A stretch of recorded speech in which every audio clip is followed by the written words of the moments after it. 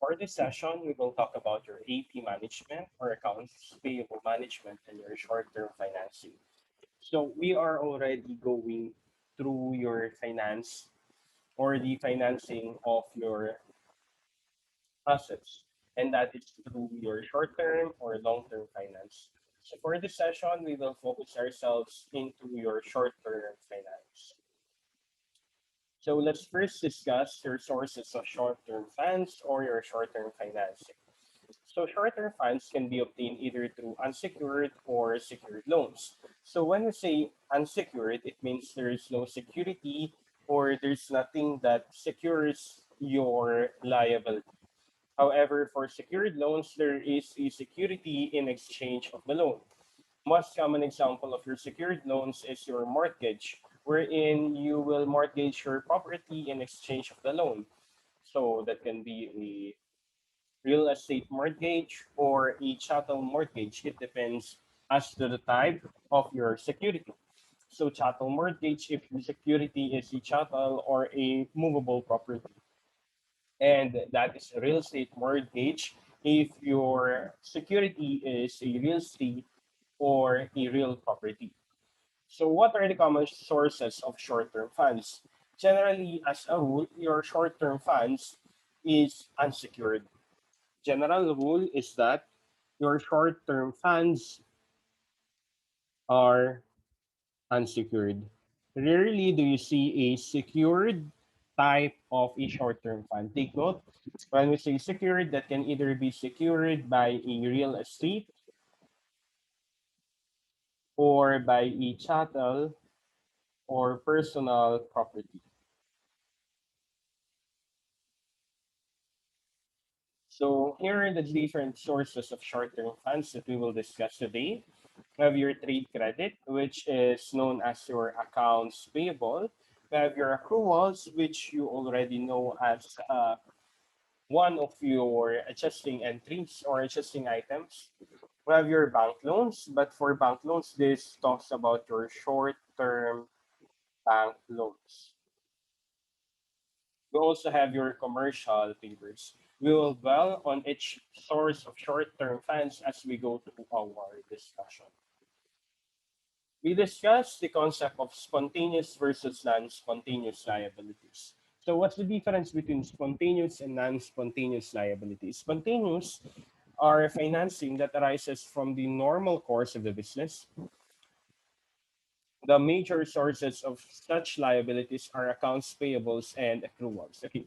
So we have two generally that can either be spontaneous or non-spontaneous. So what's the difference of a spontaneous liability from a non-spontaneous liability? From the definition given, spontaneous liabilities comes from the normal course of the business, meaning it arises out of the regular operations or day-to-day operations. Unlike other sources of financing, when we say spontaneous liabilities, it does not require any action from the company. It just happens. That's why it's called a spontaneous. Nangyayari na lang agad. Nagkakaroon ka na lang agad ng liability. That's why most common example here is accounts payable. It is somewhat tied up to your day-to-day operations, in which if you purchase, you can have an accounts payable or an accrual. In that case, the liability herein happens without any action from the company, meaning you do not need to go to a bank just to get an accounts payable, or you do not need to provide any security just to get this accounts payable or accrual. The company did not do anything. It just happens. It's just there. That's why it's spontaneous. Okay? Spontaneous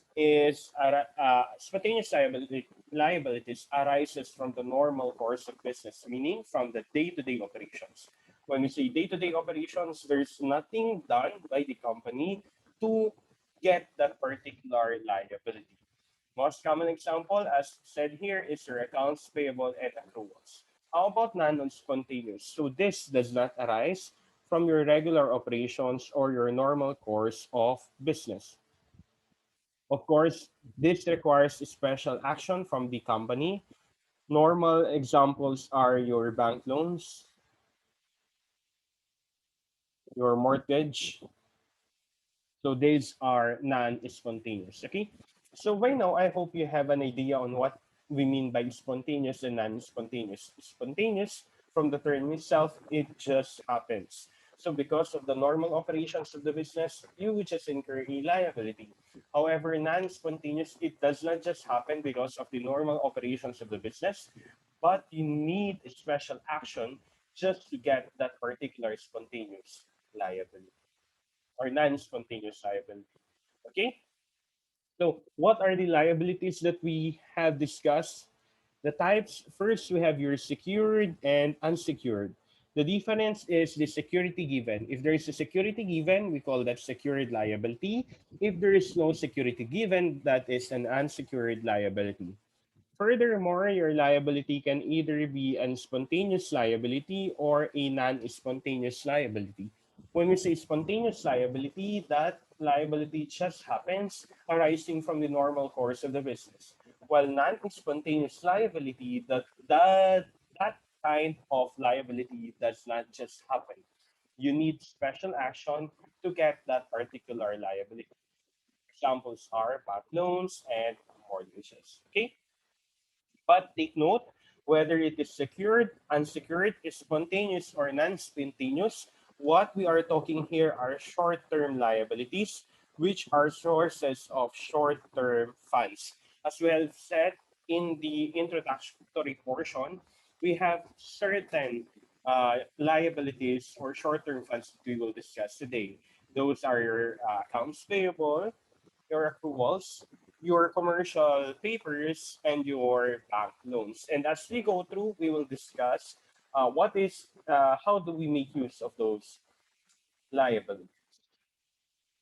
Again, our main topic is your short-term liability or short-term funds. Let's start with the very first short-term fund that we will discuss. That is your accounts payable or trade credit. This type of liability arises from credit sales and recorded as an account receivable by the seller and as an account payable by the buyer. Okay, so you already know this one. In a normal course of business, of course, we have a seller and we have a buyer. If the seller has a sale, the buyer has a purchase. And together with the sale, if that is a credit sale, we have an accounts receivable under the seller and the credit purchase under the buyer is known as accounts payable. So the sale of the seller gives rise to a purchase of the buyer, thereby having an accounts payable on the books of the buyer. So this again arises from the normal course of the business and it's an spontaneous source of fund wherein you do not need to pay for your purchases right away, but you could just have an accounts payable. Now, accounts payable management. How do we really manage that accounts payable? When we say accounts payable management, it's the management by the firm of the time that elapses between its purchase of raw materials and its mailing payment to these suppliers. If you still remember our cash conversion cycle from the time of purchase up to the time of conversion, up to the time of sale, up to the time of collection, and up to the time of payment. Generally, in accounts payable management, what we look here is your purchase up to the time of payment out of that credit purchase. So this is known as your uh, payable period or accounts payable period (APP). That is the time you purchase on credit up to the time you paid that credit. So in the time of purchase up to the time of payment, we try to manage that accounts payable. And how do we manage that? We manage that accounts payable whether you should pay on time or pay beyond the credit terms. Okay? So you have only two main rules here. To manage properly, your main problem here is the payment, whether you will pay on time or you will pay beyond the credit terms. Because again, the purchase happens anytime. The payment is within the management of the company. So what is managed here is when will you pay? So how do we look into whether we need to pay or we do not need yet to pay? So we have here the cost of trade credit. So your cost of trade credit is used to know whether we will make use of our trade credit or we will pay on time or we will not pay on time. So trade credit may be free or it may be costly. If the seller does not offer discounts, the credit is free. In the sense, there is no cost for using it. However, if discounts are available, the cost of not taking the discount must be taken into account. As I said earlier, in managing your accounts payable, what we really manage there is our time of payment. Whether we need to pay on time or we need to pay beyond the credit term. One thing is looked upon whenever we manage that accounts payable. And what is that? That is the taking of the discount. Whether we will take the discount or we will not take the discount. In knowing whether we will take or we will not take the trade discount, we need to know the cost of trade credit. How do we get for the cost of trade credit? That is equal to your discount percentage divided by 100% less discount percentage multiplied by 365 days credit is outstanding less the discount period. So for example, your discount is 2%, 5, your discount is 2 if you paid within 15 days and 30. Okay. So what is 2 here? 2 here is your discount percentage. 15 here is your discount period. 30 here is the days credit outstanding. Okay. So if we try to compute, we have here 2 over 2 over 100 less 2 multiplied by 365 less 30 divided by 30 less 15. So that's how we will compute for your trade discount or your cost of trade credits. So discount percentage, which is 2 divided by 100 less the discount percentage multiplied by 365 all over days credit is outstanding, which is 30 less the discount period. So our percentage here is 0.4965. 0.4965. So the annualized percentage is 0.4965, or if we want to place it into a percentage, it is 49.65%. So that is the cost if you will not take the trade credit. How will we determine if ever that particular cost is useful for us or not? Generally, you need to compare the cost of trade credit versus any other financing. If the cost of trade credit is lesser than your financing, then you should take that cost of trade credit. But if ever the financing cost is lesser than the cost of trade credit, then you use your financing. Okay. So again, your trade credit versus other financing. If trade credit is greater than other financing, then you use the other financing.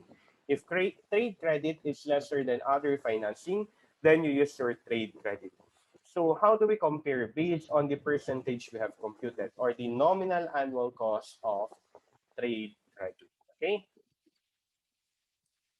that's how we will compute for the cost of trade.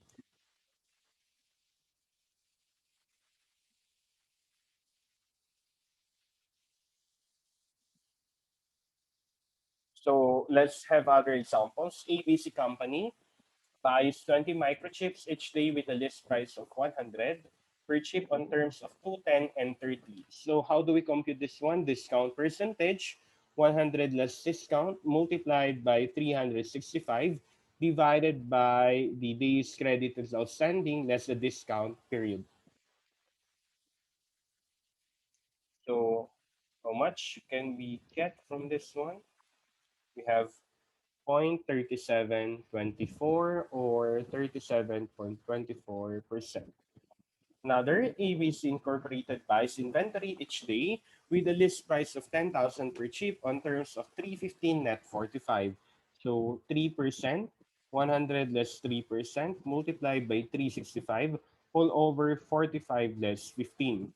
So how much is our cost of trade credit? 3 over 97 multiplied by 365 over 30, we will have 37.37 to 0.3763 or 37.63%. Okay?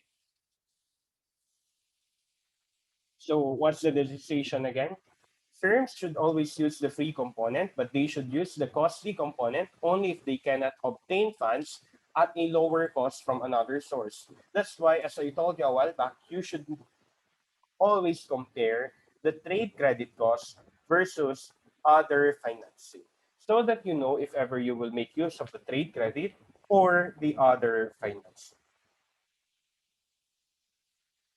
What is the free component again? We have a free component if ever there is no discount. There is a cost if there is a discount. Sir, why is it called a cost? Because this can be an opportunity cost. So why, sir, why do we say it is an opportunity cost? Because if it is not taken, it means that your purchase is greater than if it is taken. Imagine if you take the 2% discount, let's say you will only pay, if you will not take the 2% discount, you will pay 10,000. If you will take it, you will pay 9,800. So you have a 200 additional cost. That's why it's called opportunity cost, because the cost of not taking it is greater than the cost of taking it. Therefore, if you will take it, your cost will be lower than if you will not take it. So imagine if you will take it, your cost will only be 9,800. But since you did not take it, your cost now is 10,000 pesos. Clear? It is free if there's no discount. It has a cost if there is a discount. Stretching accounts payable. So you already know this one. I told you when you are disbursing cash before, you try to play with the float and you stretch it as much as possible. So that is stretching accounts payable also. So paying bills as late as possible without damaging the firm's credit rating. It may cause the firm to violate the agreement it entered into with its supplier when it purchased the merchandise. So paying bills as late as possible. Take note of this. Okay? So you try to stretch it as much as possible. As I told you before, if you will pay using a check, you try to at least look into the clearing period, the mailing period, and make use of those periods so that you can still delay your accounts payable or your payment of accounts payable or your cash disbursements. Okay, so we're done with accounts payable. Take note, what is the rule in our accounts payable? You just need to know the cost of trade credit and you try to compare it to the cost of other financing. Cost of trade credit, there is a cost if there is a discount. We go now to your accruals. Accruals are liabilities for services received for which payment has yet to be made. So these are already expenses, however, it is still unpaid. So the most common are, of course, wages and taxes. So also, accruals can be manipulated to some extent. For example, the frequency of payment of wages is at the discretion of the company's management. So just like your stretching of accounts payable, you can also stretch your accruals. So when we say you stretch your accruals as much as possible, you manipulate the payment of those accruals.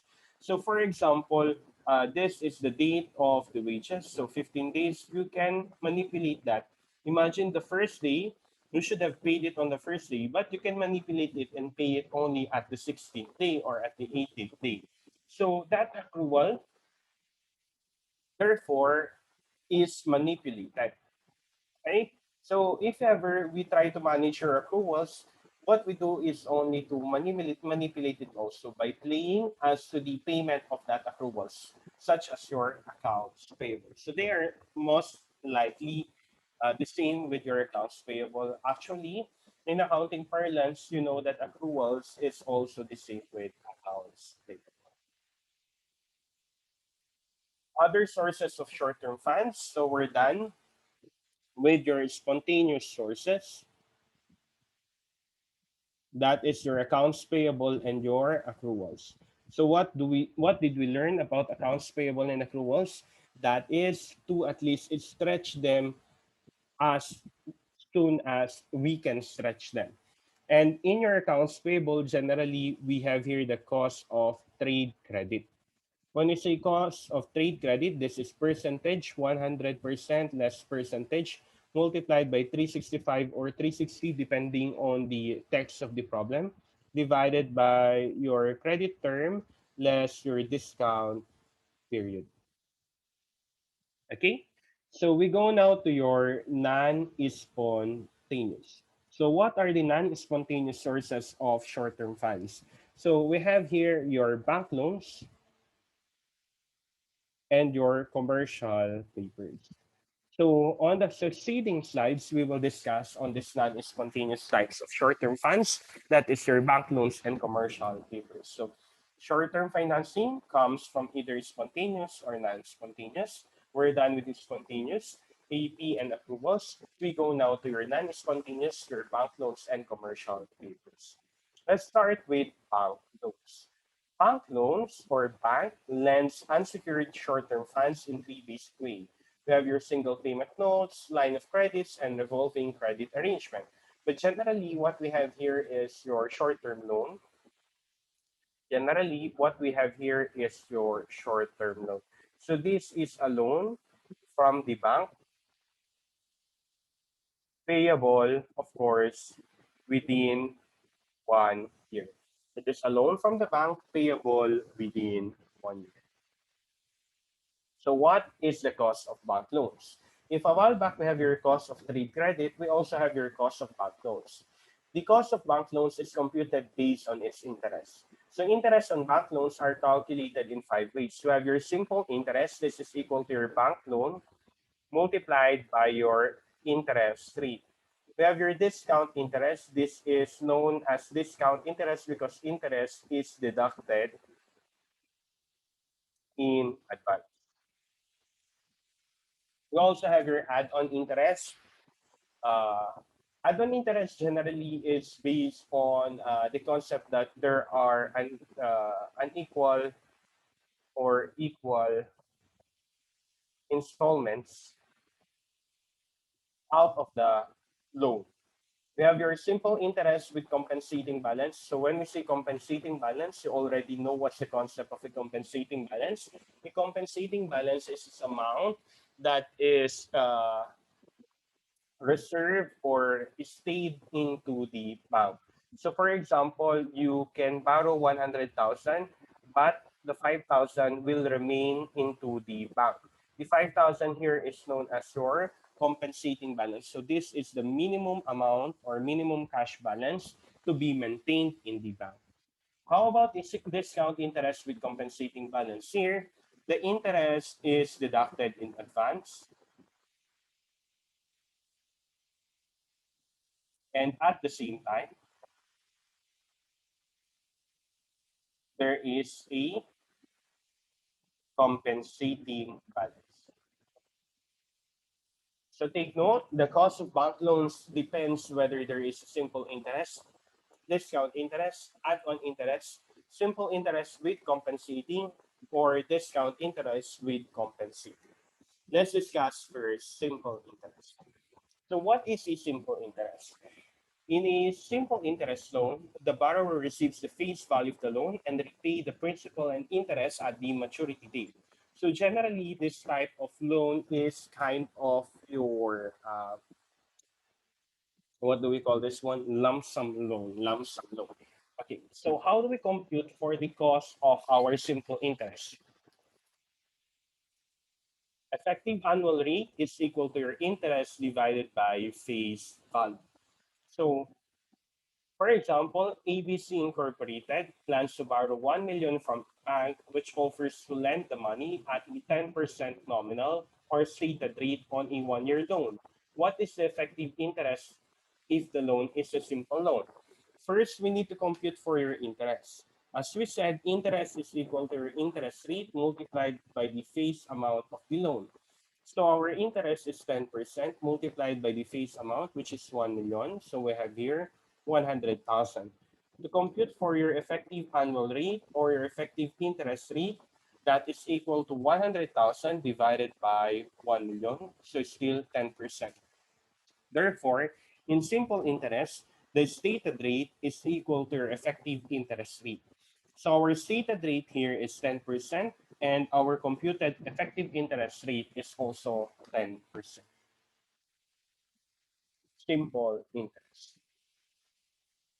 How about discount interest loan? As I said a while back, when we talk about discount interest loan, the bank deducts the interest in advance or discounts the loan. Therefore, the total proceeds is equal to the face amount of the loan less the interest.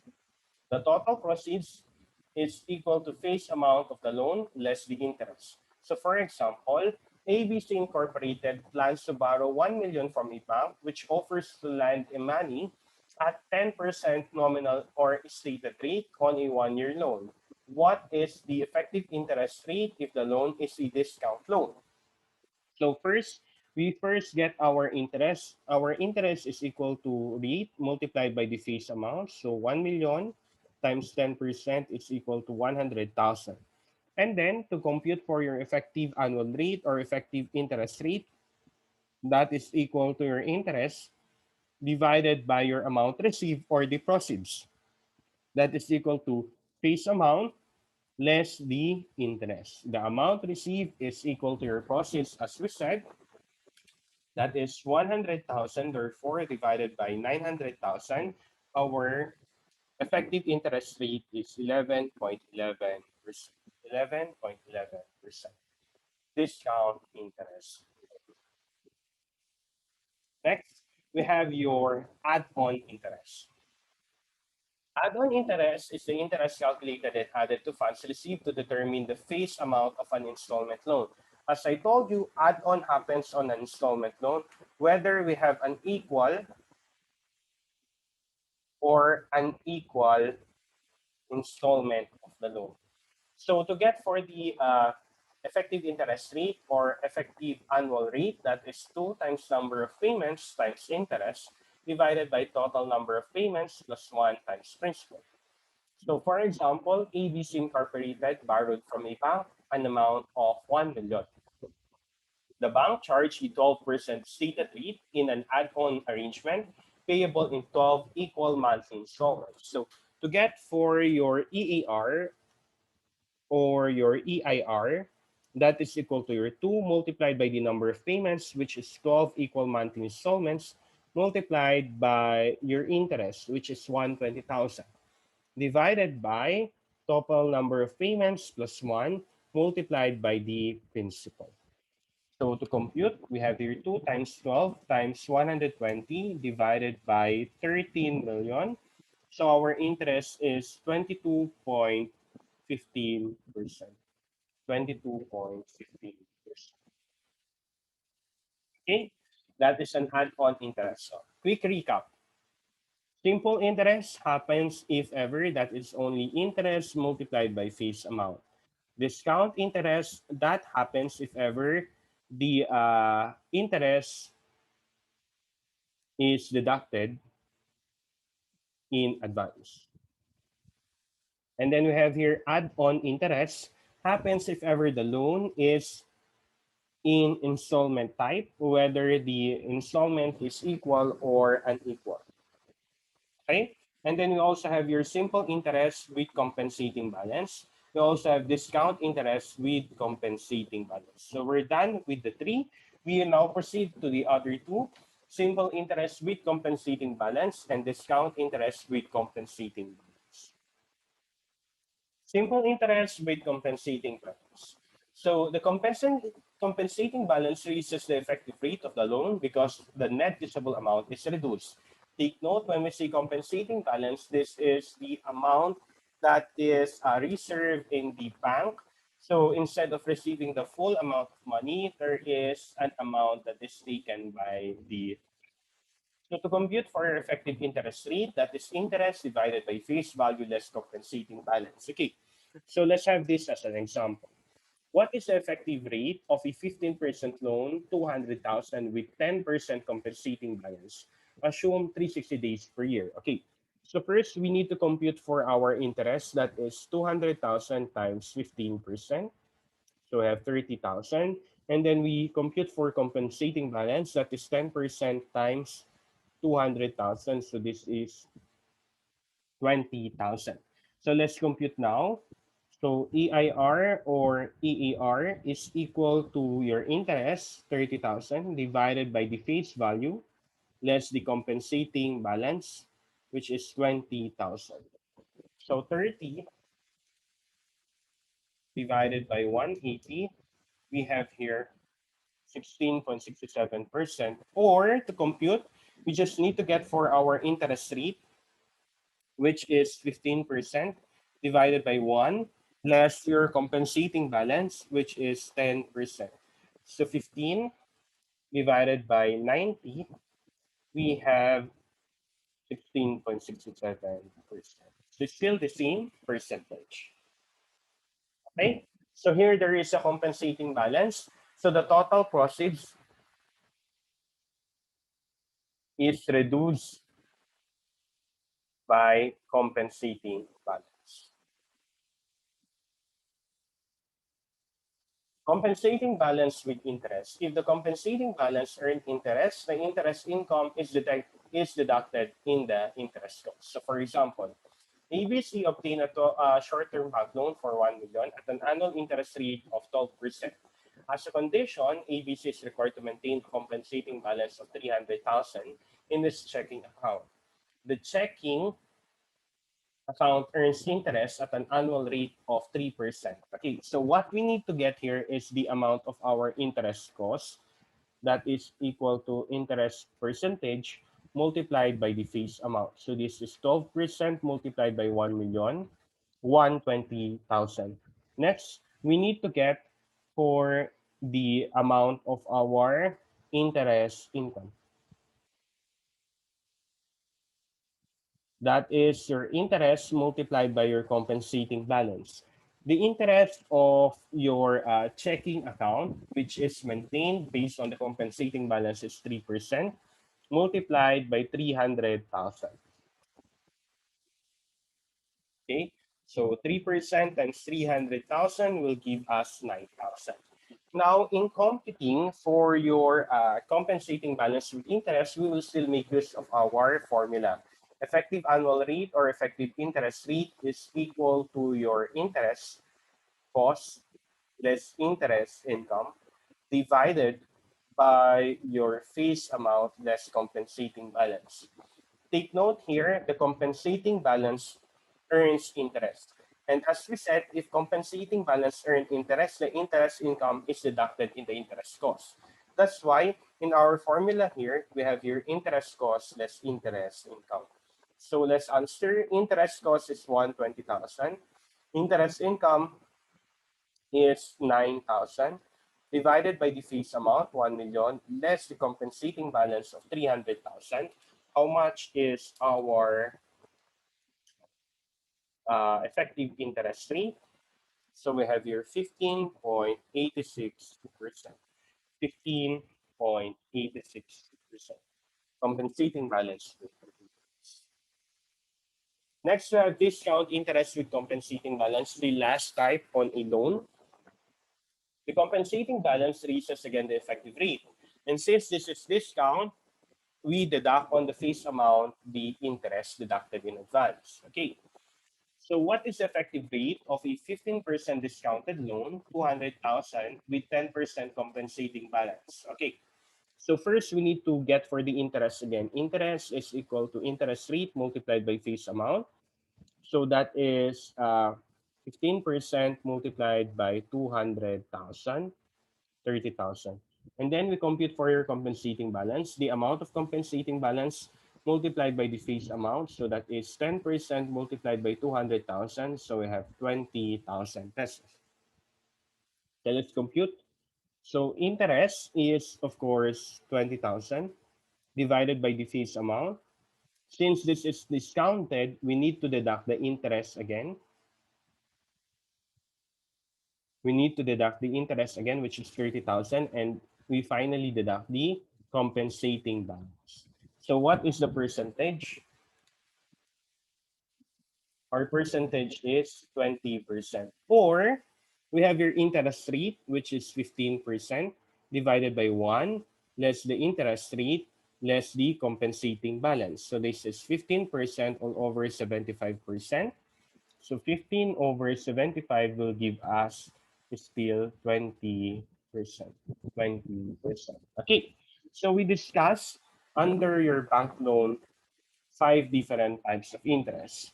First, we have your simple interest.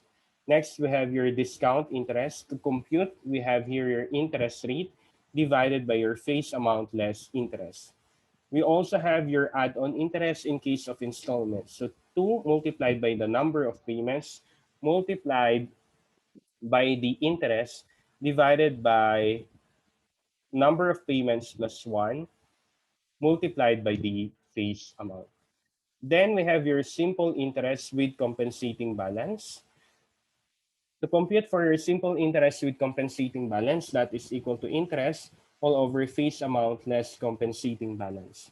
In case there is an interest income, your interest here means net interest. That is your interest cost less interest income. Next, we have your discount interest with compensating balance. How do we compute for your discount interest with compensating balance again?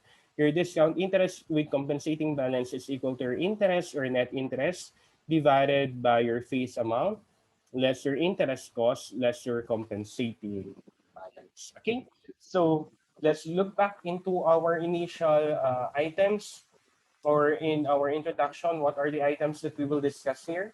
So short-term financing, we will talk about your spontaneous and non-spontaneous. For spontaneous, we have your accounts payable and your accruals.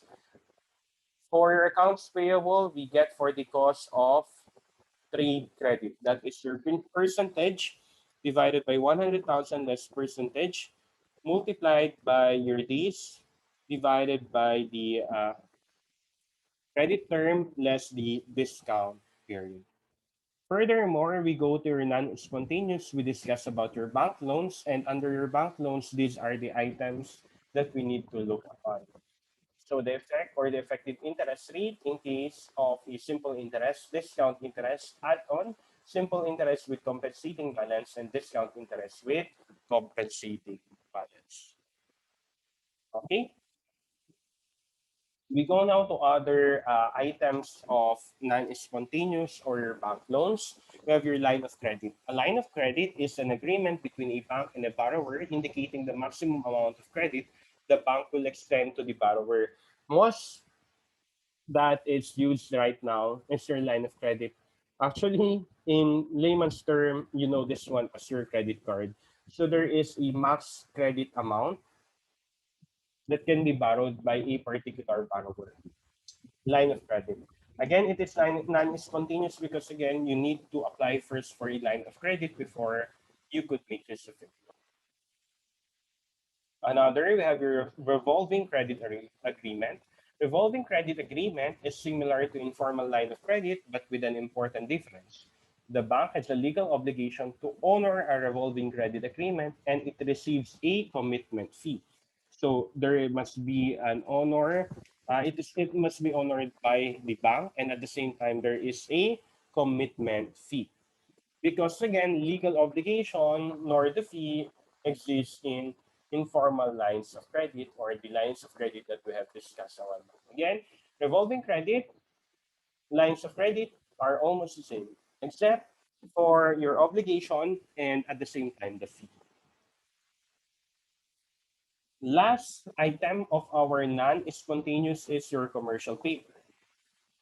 Commercial paper is a form of financing that consists of short-term unsecured promissory notes issued by firms with a high credit standing.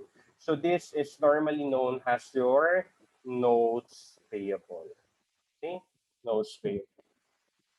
So how do we compute again for your effective annual rate? So again, interest plus issue cost divided by your face value plus interest less your cost multiplied by 360 divided by days to maturity. What can you see based on your face value less interest less cost? This is the net proceeds for your net usable funds. Okay. ABC Incorporated can issue a 2-month commercial paper with a face value of 500,000 for 90,000 pesos. Transaction cost would be 800. Okay, so for 500,000 less 490, we have here an interest of 10,000. This is our interest. And our cost is 800. So to compute, we have your interest plus the cost divided by the face value, 500,000, less the interest, less the cost, multiplied by 12 over 2. Sir, why 12 over 2? Because we have here a 2-month commercial paper, so we can convert this to 12 over 2 as your days to maturity. Let's compute. 10,800 divided by 500,000 less 10,000 less 800 will give us multiplied by 12 over 2. So our percentage is 13.25%. 13.25%. Okay. What are the rules with these percentages?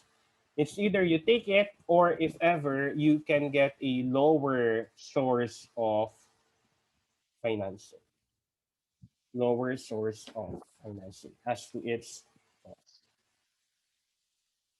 Another, ABC can issue a 3-month commercial paper with a face value of 1 million for 980. Transactions would be 1, 2. Annualized cost of financing would be, so it is easy. Our interest is 20,000, 1 million less 20,000 less 1, 2, multiplied by 12 over 3.